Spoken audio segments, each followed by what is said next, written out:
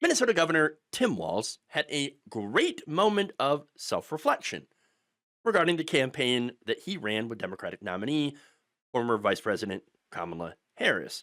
Now, he told Politico that the campaign that he was part of lost because they played it too safe.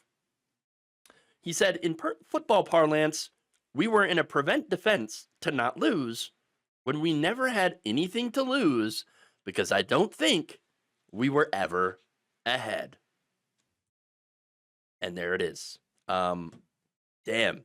The Harris campaign, yes, was never really ahead. The polls didn't really show that, didn't really reflect that.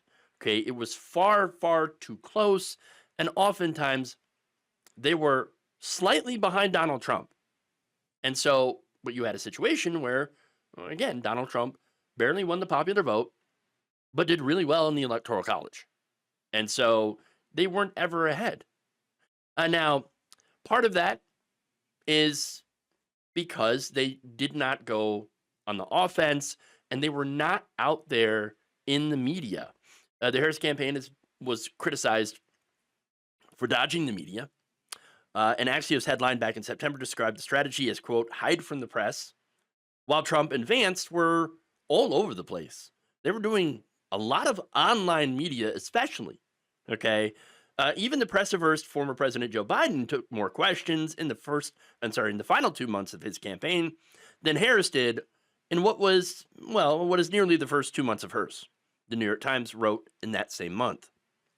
Walz told Politico that the Democratic Party is, quote, more cautious when it comes to engaging with media, and said he believes the campaign should have done open events where voters could grill members on the ticket. Quote, I think we probably should have just rolled the dice and done the town halls, where voters may say, you're full of shit, I don't believe in you, Walz told the news outlet. I think there could have been more of that. You know what? I love the self-reflection here, because I agree with him. Now, let me just add, too, that they should have done more independent media as well, okay? And not just stuck to legacy media, legacy outlets, okay? Now, that said, you might get tough questions from independent media, but you know what? You should be used to that. You are auditioning to become the president of the United States, all right? We would expect you to be able to at least try to answer those questions. All right. Now, Walz had stressed that the campaign shouldn't have been playing this thing so safe. Yeah, especially when the stakes were so incredibly high. All right. Now, Walz had also said that there were some things that hurt their campaign, like, for example, the limited time that they had. Walz said that the campaign didn't have a chance to get its sea legs and to run a full race over the course of the year like Trump had. And that is another fair point. And by the way, this was the third time that Trump ran for president. So they definitely had an advantage there as well. She did not have the chance to run a full presidential campaign. That said, Walz, unlike another candidate who had lost to Donald Trump, took ownership of that loss.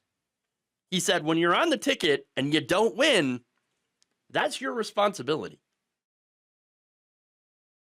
100%. 100%. Okay. Yes, it is true. They made some mistakes. Mistakes were made. All right.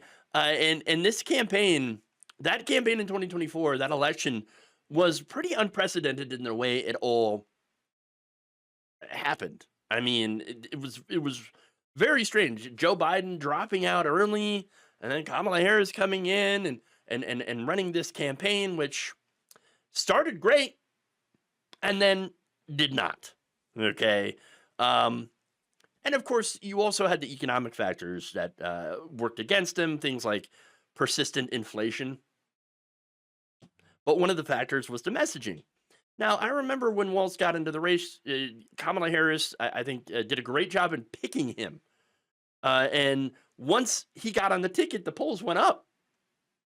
And that's because Walz was out there being an effective communicator, hammering Republicans for being weird. Okay? And he said that and everybody went crazy. People were getting coconut pilled left and right. All right? Because somebody was finally saying it. Hey, Republicans, you guys are freaking weird. Okay? You're obsessing about kids' genitals. All right? About trans kids. You're talking about forced birth. Just some weirdo stuff.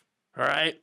And him pointing that out is one of the reasons Walz was a great pick. Okay? And you know what? They took that and they took that energy and they muzzled him. Okay?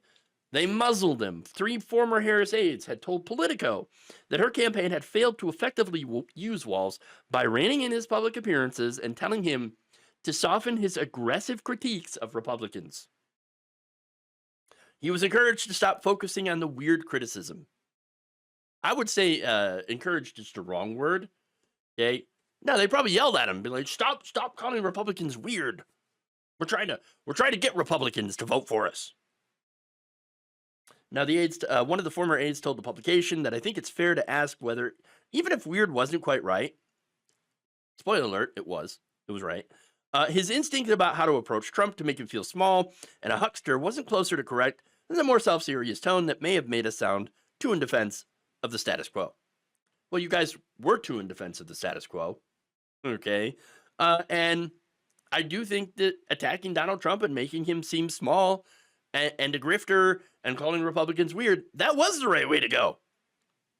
But also, I think they should have had more of a discussion about the economic issues. And I think that there are also some other missteps, okay? Muzzling Walz, campaigning with Liz Cheney, talking about how we're going to have the most lethal military.